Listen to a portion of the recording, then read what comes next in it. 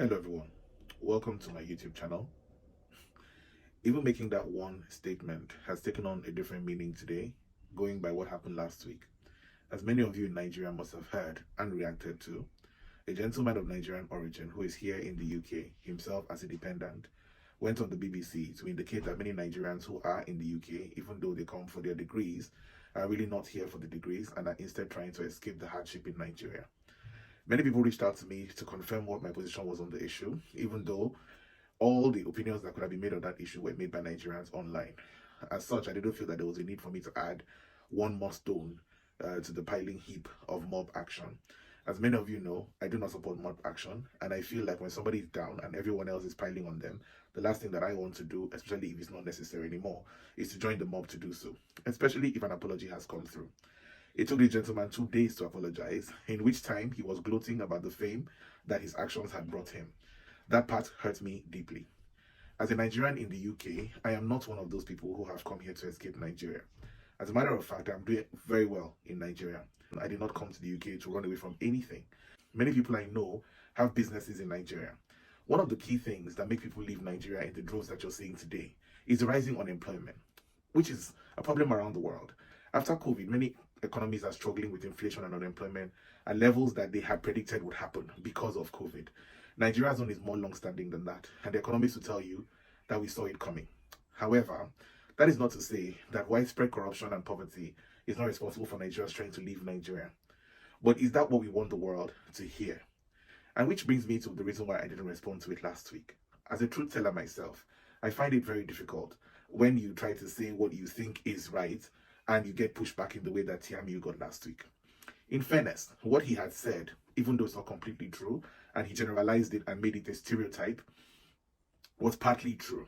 And to that extent, I felt that I would be hypocritical to throw a stone at what he said. The big question is, should he have said it where he said it, to the audience that he said it, and at the time that he said it? I do not think that he understands the entire stereotypical structure of the British society.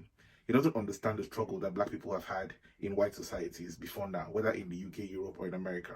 He doesn't understand race relations, even between black people finding themselves in the West. What do people think about Nigerians when they hear our name already? Is that a stereotype that we want to embolden by careless statements that he made? Whether or not Tiamiyu understood the consequence of what his action was going to bring, he wasn't the reason why the UK made the rules that it made. It was coincidental to those rules. The media knew that these things were coming. If you had followed the news over the past 2 weeks, you would have realized that the migration issue was a front burner since the local elections happened the last time. Every society struggles with migration, including Nigeria. How many migrants do you want in your country? Are they too pervasive? Are they bringing their cultures? Do you want them to assimilate, or do you appreciate their diversity? These are all questions that everyone who are locals to a place always ask when foreigners begin to troop in. These are fair questions to be asked. Now, where the government is unable to act because it does not have widespread support and it doesn't want to be seen as being discriminatory or racist in its policies, it sometimes just needs one person who is allegedly suffering its policies to turn around and support it. And that's exactly what Tiamiyu did. They have then weaponized this BBC interview that this young man gave, playing it over 10 times on repeat that same day. The point being that the consequence was real, the damage was real, intended or otherwise. How black people are perceived around the world is not Tiamiyu's problem. He didn't start it. But now that he has validated their concerns to them and made it seem like they were right all along, that everyone is escaping Nigeria. Nigeria is not at war. We have problems like everyone else. Our biggest gripe is that we can afford to solve those problems with the money that we have.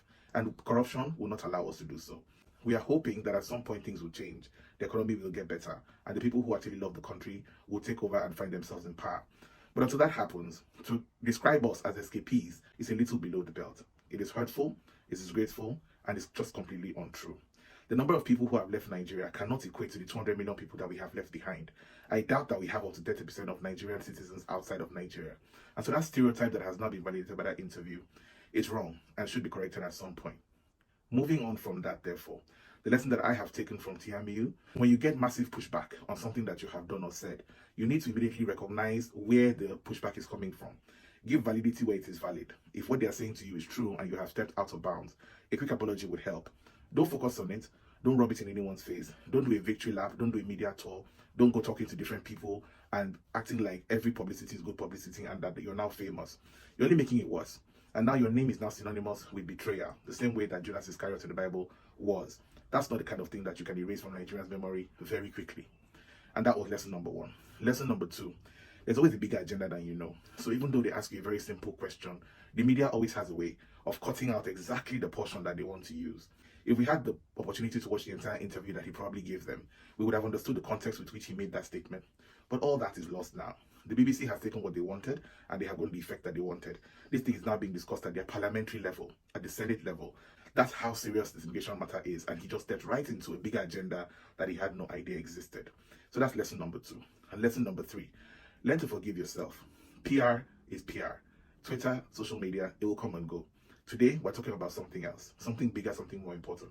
The inauguration of a new government tomorrow is way bigger than what Tiamiyu could have said last week. And that's the lesson.